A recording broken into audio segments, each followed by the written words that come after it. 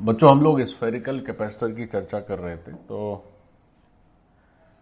ये जो spherical capacitor है, इस स्फेरिकल कैपेसिटर के कैपेसिटेंस को एक स्फेरिकल कंडक्टर के कैपेसिटेंस से हम लोग कंपेयर करते हैं। तो कैसे होगा ये जरा सीखो। जैसे हेडिंग रहेगी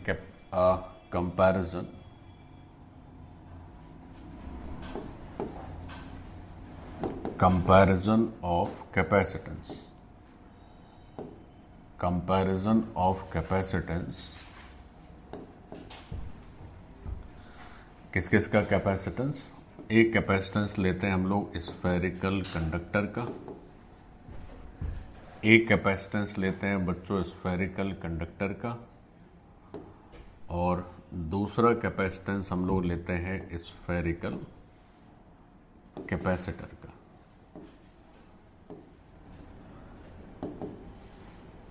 तो दोनों का हम लोग कंपैरिजन करते हैं, देखो कैसे होगा।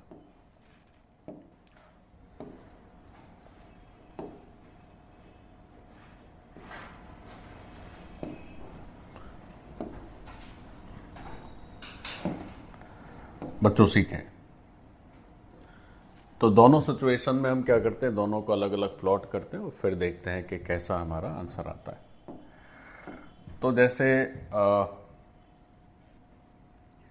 एक स्फेरिकल कंडक्टर लेते हैं, से इसका रेडियस है R1, ठीक है, और इसको हम चार्ज दे देते हैं +Q।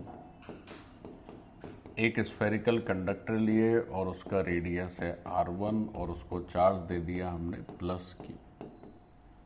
तो इसका एक कैपेसिटेंस होगा। तो इसके कैपेसिटेंस का फॉर्मूला आप सबको पता ही है। इसका कैपेसिटेंस हो जाता है 4πε0 और R, बट R की जगह क्या कर देते हैं हम लोग, R1 कर देते हैं, ठीक।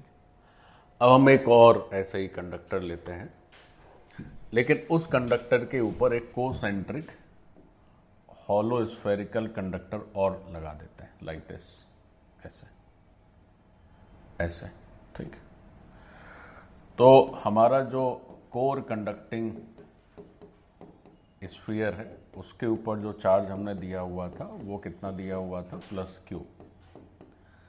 अच्छा, इसके बाद वाले शेल को हम लोग चार्ज नहीं देते हैं, हम लोग सीखे थे इस पर अपने आप ही चार्ज आ जाएगा। तो इस पर क्या होगा, अपने आप ही चार्ज आ जाएगा। तो चार्ज वैसे आता तो है, जैसे अगर आपने इसको कोई चार्ज नहीं दिया और अगर आप अर्ध भी ना करें तो आप सोचिए किस तरह की सिचुएशन होगी। तो अंदर वाले सरफेस पे, चूंकि फेसिंग सरफेस है, कंडक्टिंग मटेरियल है, तो अंदर वाले सरफेस पे चार्ज आएगा -Q और ऊपर वाले सरफेस पे चार्ज आएगा बच्चों +Q। लेकिन चूंकि आप अर्थ कर दे रहे हैं तो वो पूरा का पूरा जो +Q ऊपर वाला चार्ज है वो क्या होगा, अर्थ में चला जाएगा, है ना। तो फिर ऊपर वाले सरफेस पे कोई चार्ज नहीं रहेगा, केवल चार्ज कहाँ रहेगा, अंदर रहेगा, -Q। तो ये हमारा एक स्टैंडर्ड स्फेरिकल कैपेसिटर हो गया। और इस कैपेसिटर का अगर कैपेसिटेंस देखें तो उसकी वैल्यू क्या हो जाती है, तो उसकी वैल्यू हो जाती है 4πε0 R1 R2 और R2 - R1, जहाँ पर ये वाला जो कोर कंडक्टिंग स्फीयर है इसकी रेडियस है R1 और जो दूसरा कंडक्टिंग स्फीयर है इसकी रेडियस क्या है, R2, ठीक है। तो से हमने लिखा कि से इसको C1 अज्यूम कर लीजिए और इसको आप C2 अज्यूम कर लीजिए। तो अब आपको ये चेक करना है कि out of these two capacitance C1 and C2 which is higher and which is lower, ठीक है। हमें देखना है out of C1 and C2 which is higher capacitance and which is lower capacitance. तो अब आप देखो इसको कैसे देखोगे बच्चों, समझे। 4πε0 R1 है और ये 4πε0 R1 R2/R2 - R1 है। तो आप देखें कि 4πε0 तो कॉमन ही है, अच्छा R1 भी कॉमन है। यहां पर जो एडिशनल आ जा रहा है दैट इज R2 ऊपर है क्या हम लोग इसको ऐसे नहीं लिख सकते हैं, जैसे C2 को लिख सकते हैं C1, C1 में इतना पोर्शन तो है ही, और C1 के अलावा जो हिस्सा है उसको अलग से लिख लीजिए, ऐसे R2 माइनस R1 ऐसे लिख सकते हो। अब आप देखो कि ये जो R2 ऊपर है और नीचे R2 माइनस R1 है, तो न्यूमरेटर है ज़्यादा और डिनोमिनेटर है कम। तो न्यूमरेटर है ज़्यादा और डिनोमिनेटर है कम, तो इसका मतलब क्या हो जाएगा, ये वाला हिस्सा निश्चित तौर पर एक से ज़्यादा हुआ कि नहीं, ये वाला पार्ट एक से ज़्यादा हो गया। तो अगर ये वाला पार्ट एक से ज़्यादा हो गया तो हमारा जो C2 है, बच्चों देखो गौर से, जो C2 है उसकी value C1 into something which is greater than 1, तो C2 की वैल्यू C1 से ज़्यादा हो गई ऐसे। तो ये हमारे लिए आंसर होगा कि नहीं होगा। तो हमें ये समझना होगा कि जब हम स्फेरिकल कंडक्टर की बात करते हैं और स्फेरिकल कैपेसिटर की बात करते हैं, तो कैपेसिटर बनाने के लिए क्या करते हैं कि कंडक्टर के ऊपर हॉलो स्फीयर कनेक्ट करते चले जाते हैं, तो कैपेसिटर बन जाता है। तो ऐसा करने से कैपेसिटेंस बढ़ जाता है बच्चों। केवल एक कंडक्टर रखिए आप और पूरा कैपेसिटेंस बना दीजिए, तो कैपेसिटेंस बनाने से क्या हो, पूरा कैपेसिटर बनाने से क्या होगा, उसका पूरा जो डिवाइस है आपकी, that will be more efficient, that will be more efficient, और उसका कैपेसिटेंस बढ़ जाएगा। ठीक, तो ये हमारा बेसिक लॉजिक है, प्लीज नोट डाउन। अब बच्चों ये तो बात हो गई, अब हम एक दो ऐसे कैपेसिटर देख लेते हैं जिसमें 2 की जगह 4-5 स्फीयर हो, है ना, तब क्या लॉजिक बनेगा, जरा इस पर चर्चा करते हैं। तो एक ऐसे स्फेरिकल कैपेसिटर की बात करते हैं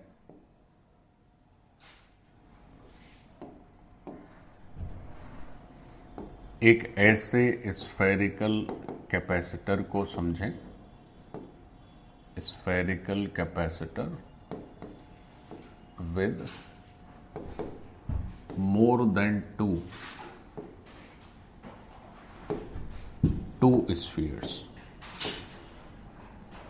2 से ज़्यादा स्फीयर है अगर, तो कैपेसिटर को कैसे हैंडल करना है, इस बात को सीखते हैं। बच्चों देखें, 2 से ज़्यादा स्फीयर है तो कैसा कैपेसिटर बनेगा और कैसे उसका सारा एनालिसिस होगा, इस बात पे जरा गौर करते हैं। तो शुरू किया जाए तो एक छोटा सा हमने कोर बना लिया, सबसे अंदर वाला, फिर उसके बाद एक और बना दिए, लेट्स से लाइक दिस, और एक और बना दिए। तो मैं 3 ही स्फीयर बना रहा हूँ, आप कितने भी बना सकते हैं, सबको उसी तरह से ही हैंडल करेंगे। ये पूरा पोर्शन बच्चों बहुत आसान है, बहुत मज़ेदार है, बहुत स्कोरिंग है, इसमें सारे गुण हैं। तो हमने क्या किया कि अपनी जो कोर थी, जो कोर स्फीयर है, उसको चार्ज दे दिया से +Q। ठीक है, कोर स्फीयर को चार्ज दे दिया +Q। अच्छा, एक चीज़ मैंने बनाई नहीं, सबसे जो भी स्फेरिकल कैपेसिटर का आउटर मोस्ट स्फीयर होता है, that is always connected to the earth, उसको हमेशा हम लोग क्या करते हैं, अर्थ से कनेक्ट करते हैं। ठीक है, अब क्या हुआ कि +Q हो गया, फिर एक -Q कर दिए, फिर एक -Q कर दिए, लाइक दिस। अब अंदर चार्ज बच्चों -Q है। अच्छा, ये स्फीयर को तो आप जब भी कैपेसिटर बनाते हैं स्फेरिकल, तो हम जो इनर मोस्ट कोर है उसी को चार्ज देते हैं, और तो बाकी तो अपने आप ही चार्ज हो जाते हैं। तो अब आप ये सोचिए कि इसको तो हमने कोई चार्ज दिया नहीं, तो उस पर अंदर अगर -Q चार्ज आ गया तो ऊपर क्या चार्ज आएगा, +Q चार्ज आएगा कि नहीं आएगा। तो इस पर हमने चार्ज बना दिया +Q, अब पूरा चार्ज नहीं कर रहे हैं प्लस, फिर ऐसे यहाँ पर क्या आ जाएगा, -Q, और फिर ऊपर जो +Q आएगा वो चला गया अर्थ में। इस तरह से सिस्टम रहेगा। यहाँ सब जगह ऊपर पॉजिटिव चार्ज रहेगा, सब जगह बच्चों पॉजिटिव चार्ज रहेगा, और जो -Q है तो सब जगह फिर से नेगेटिव चार्ज आ जाएगा। अब आप जरा ये देखें कि ये आपको कितने कैपेसिटर्स नजर आ रहे हैं, अगर हम ऐसे पूछें, या कितने जोन है जहां पर इलेक्ट्रिक फील्ड जो है वो कन्फाइंड है। देखो सीखो, एक तो इलेक्ट्रिक फील्ड इस जोन में रेडियली आउटवर्ड्स या पॉजिटिव टू नेगेटिव जैसे भी सोचो, और एक इलेक्ट्रिक फील्ड इस जोन में भी है। यानी कि एनर्जी स्टोरेज के लिए दो बक्से हैं अपने पास। पहला बक्सा ये हो गया और दूसरा बक्सा ये हो गया। तो आप इसको ऐसे भी समझ सकते हैं, this is the combination of two capacitors. एक कैपेसिटर ये अंदर वाला जहां पर एनर्जी स्टोरेज है, एक ये जहां पर ये बाहर स्टोरेज है। अगर एक और शेल बना दोगे उसके ऊपर तो फिर वो तीसरा कैपेसिटर आ जाएगा। अच्छा, फिर अगर हम ये कहें कि साहब ये अगर आप इसको दो कैपेसिटर मान रहे हैं तो ये बताइए कि ये दो कैपेसिटर सीरीज में माने जाएंगे या पैरेलल में, तो क्या कहोगे? ये सीरीज में माने जाएंगे कि पैरेलल में, कैसे सोचोगे? तो सीरीज कनेक्शन में क्या होता है, सेम चार्ज फ्लो होता है थ्रू ऑल द कैपेसिटर्स। तो यहाँ भी सेम चार्ज है कि नहीं, पहले में भी प्लस क्यू माइनस क्यू है, दूसरे में भी प्लस क्यू माइनस क्यू है, तीसरा बना दोगे तो फिर से प्लस क्यू माइनस क्यू आ जाएगा। तो same charge is flowing through all the capacitors, सब में एक ही जैसा चार्ज है। तो सब में एक जैसा चार्ज है, मतलब आप ऐसे सोच सकते हैं कि ये दो कैपेसिटर हैं, both are connected in series connection. तो इसको कैसे ऑब्जर्व कर सकते हैं हम? इसको ऑब्जर्व कर सकते हैं कि ये दो कैपेसिटर्स हैं, two capacitors, and they are connected in series. ये दो कैपेसिटर हैं और दोनों किस में कनेक्टेड हैं बच्चों? सीरीज में कनेक्टेड है। अच्छा, तो सीरीज में कनेक्टेड इसलिए कह रहे हैं क्योंकि बोथ हैव सेम चार्ज।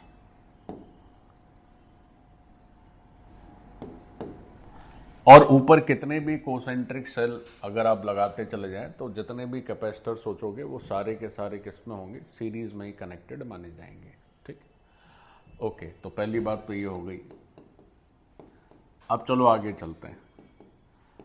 अब बात ये है कि ऐसा एक काम और भी कर सकते हैं बच्चों, इनको नाम दे देते हैं। से this is sphere 1, this is sphere 2 and this is sphere 3। तो अगर कैपेसिटेंस पूछी जाए आपसे किसकी, CS1 S2, इस कैपेसिटर की आपसे कैपेसिटेंस पूछी जाए बच्चों, देखो ध्यान से। तो अगर इन दो स्फीयर से आप सोच रहे हैं कि कैपेसिटर बना है, तो इसका अगर कैपेसिटेंस पूछा जाए, अच्छा इसमें अंदर रेडियस तो मैंने लिखा ही नहीं, तो रेडियस लिख लो। से अंदर जो कोर है उसकी रेडियस है R1, उसके बाद है R2 और ये सबसे बड़ी वाली है R3। तो R1 R2 R3 हो गया। बच्चों सीखो ध्यान से, अगर S1 और S2 कैपेसिटर की बात करें तो उसका कोर है ये वाला स्फीयर और उसके ऊपर ये दूसरा स्फीयर है। तो इसकी कैपेसिटेंस की वैल्यू क्या लिखोगे? तो 4 पाई एप्सिलॉन नॉट और उसके बाद R1 R2 आएगा और R2 में से R1 को हमें सब्ट्रैक्ट करना पड़ेगा। So this is for CS1 S2।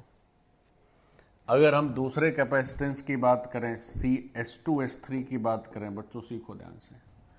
तो अब अगर हम इसको और इसको देख रहे हैं बस, तो अब ये S2 हमारा कोर की तरह बच्चों काम करेगा। ये S2 क्या है? ये कोर की तरह काम करेगा और this is covered by this S3। तो अब अगर CS2 S3 पूछा जाए तो हम वैल्यू लिखेंगे 4 पाई एप्सिलॉन नॉट और R2 लिखेंगे, R3 लिखेंगे, नीचे R3 माइनस R2 करेंगे। So this is for CS2 S3। अब ये दोनों हो गई कैपेसिटेंस किसकी? दो कैपेसिटर की। अब जैसे आपसे पूछा जाए कि साहब इक्विवेलेंट कैपेसिटेंस, मतलब ओवरऑल इसका कैपेसिटेंस बताइए इस पूरे अरेंजमेंट का, तो आप ऐसे ही सोच सकते हैं कि सर चूंकि ये जो है ओवरऑल अरेंजमेंट क्या है, दो कैपेसिटर की तरह है और दोनों कैपेसिटर किस में कनेक्टेड हैं, सीरीज कनेक्शन में। तो सीरीज कनेक्शन में है तो देखिए क्या रिजल्ट आएगा। अगर सी इक्विवेलेंट देखें बच्चों, सीखो, अगर सी इक्विवेलेंट पूछा जाए आपसे इस सिस्टम का तो आप कैसे लिखेंगे? तो सी इक्विवेलेंट कैसे लिखा जाता है? तो अगर सीरीज कनेक्शन में है तो सी S1 S2 इंटू सी S2 S3 और नीचे क्या करेंगे, C S1 S2 plus C S2 S3 like this. तो यहां से रिजल्ट क्या आएगा? देखो रिजल्ट क्या आएगा, इन दोनों को मल्टीप्लाई करके इन दोनों को आप ऐड कर दीजिए। तो जब ऐसा करने जाएंगे तो रिजल्ट हमारा कैसा बैठेगा? देखो मल्टीप्लाई करके जब आप ये डिवाइड करोगे तो एक आध स्टेप हम उड़ा दे रहे हैं, तो ये चलो लिख ही देते हैं सारा। तो 4πε0 R1 R2 और R2 माइनस R1 हो गया, ये फर्स्ट पार्ट हो गया। सेकेंड पार्ट हो गया 4πε0 R2 R3 हो गया और R3 माइनस R2 हो गया।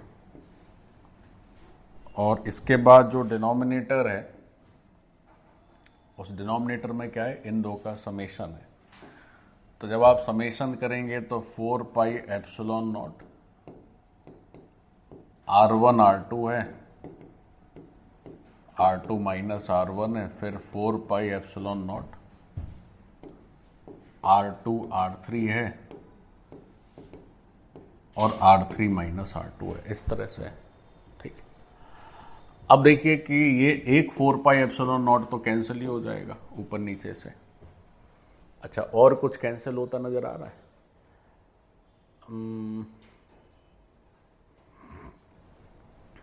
और देखो ये R2 भी ऊपर नीचे से कैंसिल हो जाएगा, सब जगह R2 दिख ही रहा है, तो R2 भी कैंसिल हो गया। तो इसको अगर आप सॉल्व करेंगे, थोड़ा एलसीएम लेके सॉल्व करेंगे, तो आपके पास जो रिजल्ट आएगा वो रिजल्ट देखो बताते हैं क्या आता है। तो when you will solve this you will get C equivalent is equal to, एक 4πε0 तो रहेगा ही रहेगा, ऊपर बच्चों क्या रहेगा, ऊपर रहेगा R1 R3, ऊपर रहेगा R1 R3 और नीचे रहेगा बच्चों R3 माइनस R1 जब आप सॉल्व करोगे। तो ये रिजल्ट आएगा फाइनली। तो अब देखो ये जो रिजल्ट है, ये रिजल्ट का मतलब क्या है, गौर से सीखें। ये जो रिजल्ट तुम्हारा आया है, ये जो सी इक्विवेलेंट की वैल्यू आई है, ये सी इक्विवेलेंट की वैल्यू उस तरह से जैसे कि आप दो ही क्या करें, दो स्फीयर लें और एक अंदर वाला और एक सबसे बाहर वाला, वही तो है। देखो अभी आप क्या कर रहे थे, तीन स्फीयर ले रहे थे कोसेंट्रिक, तो तीन स्फीयर कोसेंट्रिक ले रहे थे, तो पहले का रेडियस है R1, फिर R2, फिर R3। तो दो कैपेसिटर्स बने और दोनों के कैपेसिटेंस का जब हमने इक्विवेलेंट कैपेसिटेंस कैलकुलेट किया तो इस तरह से वैल्यू आ गई, 4πε0 R1 R3 और नीचे R3 माइनस R1। तो ये वैसे है जैसे कि सोचा जाए कि बीच वाला स्फीयर गायब कर दें, यानी कि केवल पहले ले लें और फिर क्या ले लें, आखिरी ले लें, तो उतना ही कैपेसिटेंस आएगा जितना यहाँ पर है कैपेसिटेंस। तो इसको नोट कर लें, क्योंकि वैसे ही इलेक्ट्रिक फील्ड आएगी ना, plus Q minus Q plus Q minus Q, तो कैपेसिटेंस सेम आ जाएगा। अब जैसे मान लीजिए बहुत सारे स्फीयर हैं कोसेंट्रिक, एक के ऊपर एक है, और आपसे पूछा जाए कि उस अरेंजमेंट का क्या करें कि आप सी इक्विवेलेंट बताएं, तो आपको बीच वाले भूल जाने, बस पहले की बात करनी और आखिरी की बात करनी, and you will have the answer, है ना, फॉर सी इक्विवेलेंट। जैसे करके दिखाते हैं, जैसे करके दिखाते हैं। देखो देखो गौर से देखो बच्चों, गौर करो। जैसे मान लीजिए एक छोटा सा ये है, फिर एक ये है ना, फिर ऐसे बहुत सारे हैं बीच में, तो मैं डॉट डॉट डॉट करके मेंशन कर रहा हूं, और आखिरी ये, इस तरह से, और ये जो आखिरी है इसको हमने अर्थ से कनेक्ट कर दिया है। तो से इसकी रेडियस है R1, इसका रेडियस है R2 और इसका रेडियस है Rn। तो इस पूरे सिस्टम में आप देखो कितने कैपेसिटर हैं। से this is S1 capacitor, S2 capacitor and this is Sn capacitor. तो ये जो कैपेसिटर्स हैं, यहाँ अगर चार्ज दे दिया जाए तो चार्ज बच्चों कैसे दिखेगा? ये प्लस क्यू चार्ज, ये माइनस क्यू, फिर ऊपर प्लस क्यू, फिर माइनस क्यू, फिर ऐसे ये माइनस क्यू, ऊपर का प्लस क्यू चला जाएगा अर्थ में। तो अगर इस पूरे सिस्टम का या इस बड़े से स्फेरिकल कैपेसिटर का अगर सी इक्विवेलेंट आपसे पूछा जाए तो आप सी इक्विवेलेंट की वैल्यू कैसे लिखोगे? तो आप लिखोगे 4 पाई एप्सिलॉन नॉट और R1 Rn और नीचे Rn minus R1 like this. तो आप इस तरह से करेंगे तो you will get the value of equivalent capacitance. तो इस तरह से हम कितने भी स्फीयर्स हों, we can very easily get the equivalent capacitance for such arrangement. So this part is done. ये हो गया बच्चों कंप्लीटेड। चलिए, so this is the way to get these results.